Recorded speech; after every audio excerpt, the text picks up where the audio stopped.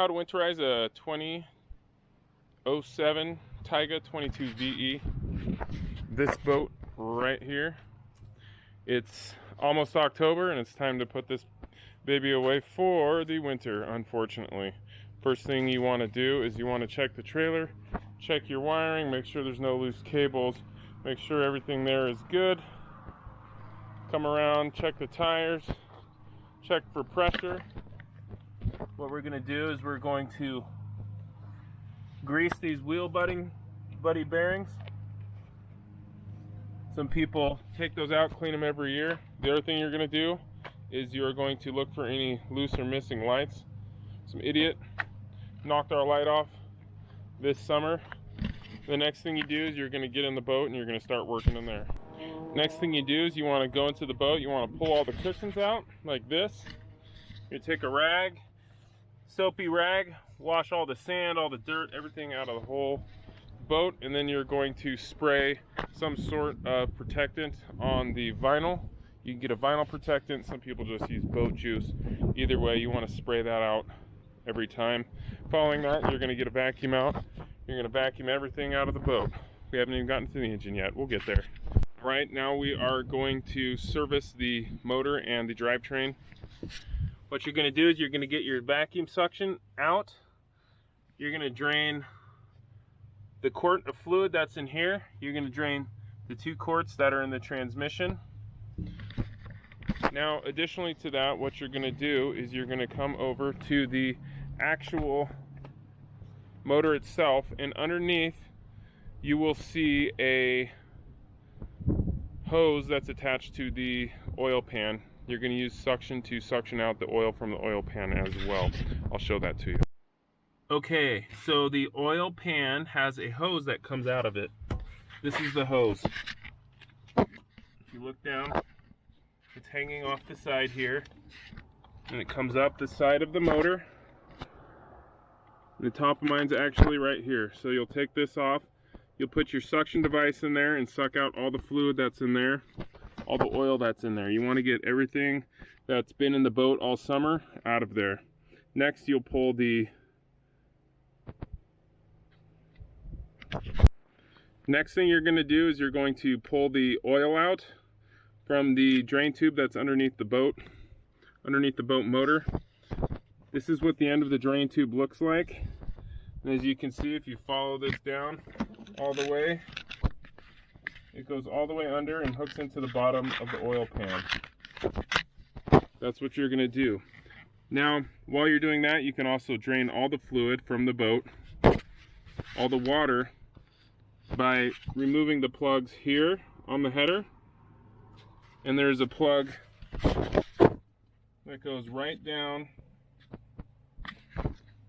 the very bottom of the motor. It's the plug that goes in right there.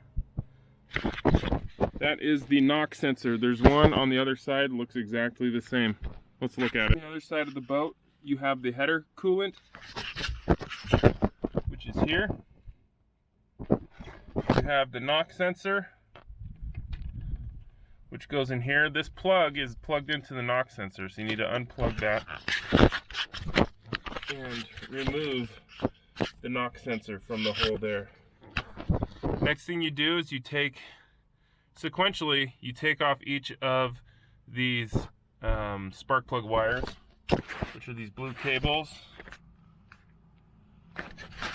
You take the spark plug out, and then you spray fogging oil in it and reinsert the spark plug.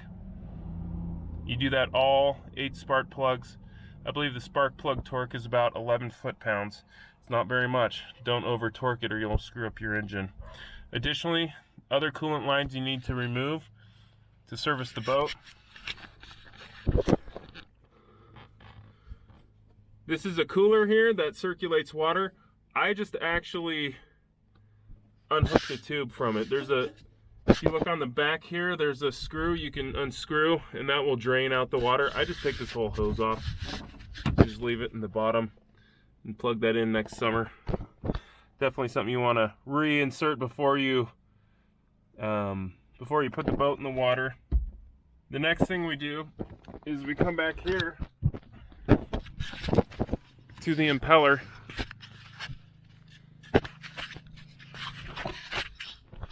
which is basically right here. The impeller, you unscrew the 4 screws and use an impeller puller, which is a really good piece of equipment that you should own. And it'll save your impeller from damage, and you can actually reuse it for usually 1 or 2 seasons before you want to replace that. The impeller puller should be kept in your onboard tool bag. So if you ever need to replace an impeller, you can always have a spare on you. And your impeller puller is a really cool, I think it's about 50 bucks. But if you don't have one, you should get one. It looks like this. This is the impeller puller right here. You place these parts on the impeller, and you screw that in, and it essentially pulls the impeller out for you. Very simple.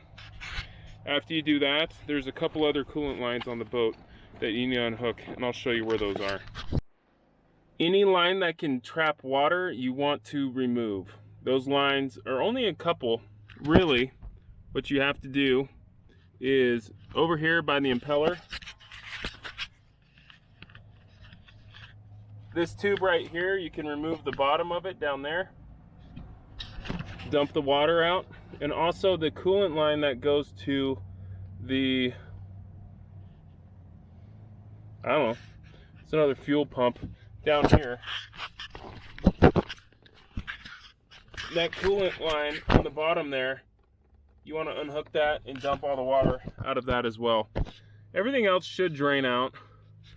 And really, if you don't unplug those two, it's just a rubber hose. It's not going to burst typically, but I don't take any chances with mine because here in Wyoming, the weather gets very cold.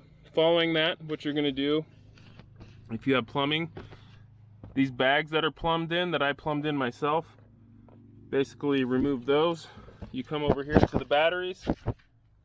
You label each of the batteries, like what it was, so you know exactly where to hook it in next time. I have a house battery, and I have a starting battery. I have a battery switch. Obviously, the battery switch needs to be turned off.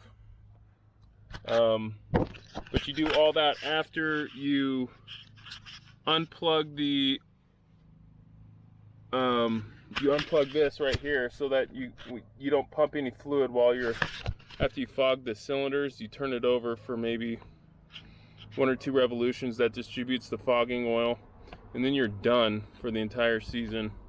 Essentially, you want to vacuum out everything in the boat. Some people will even hook up a shop vac to the end of these drainage holes, suck out any water they can. And basically, that's the entire boat winterization process. I could set up a camera and do it, but I'm gonna forget. And if you guys just want someone to show you where everything is, that's where it's at. I typically run for oil. I'll use some Rotella T6, which is a full synthetic 15-40 weight. And then for the for my transmission oil and my V-drive oil, it uses the same thing. They're both ATF. I'll use the suggested Merc. I think it's like the Mercon, whatever it is. You just put that in there, and it's almost exactly 2 quarts in the transmission and 1 quart in the V-drive. And the engine takes however many quarts that is, I don't remember. However much you pull out, that's what you put in. You want to make sure you're checking your dipstick. I actually run mine a little on the full side. That's the other thing I do with my boat. Other things to do with your boat, if you're worried about winterization and little animals crawling in places they shouldn't be, the 2 valves for the plumbed ballast, those 2 valves down there, you want to close those so nothing can crawl up in there. And then the other hole that's in your boat that little vermin like to run into is your exhaust. So if you take a piece of like stainless steel mesh or something or whatever, shove it in your exhaust pipe here. That'll keep all those little nasty critters from getting in there. Some people will turn their rudder all the way one direction so that the cables all the way inside the steering cable. I may do that this year. I just replaced the steering cable, and tell you what, if you haven't done that, that's an easy job too. You should definitely do it. It improves the performance of your boat. Other than that, that's winterization. That is above and beyond anything that your local dealer will do. Any boat place won't do nearly as good a job as you can do yourself. So save the $500, spend maybe an hour on your boat and maybe $100 in materials, and you will have the best winterization possible. Some people also use, they'll run pink antifreeze through their system. I think that's just kind of overkill. You can do it, I've done it in the past. I don't think it really makes a difference. If you look at the factory manual, they say unplug those plugs where you're at, and that's the quick winterization. And then obviously, you know, changing your fluids every year, you need to do that. Anyway, that's how you winterize a 2007 Tige 22 VE. Peace.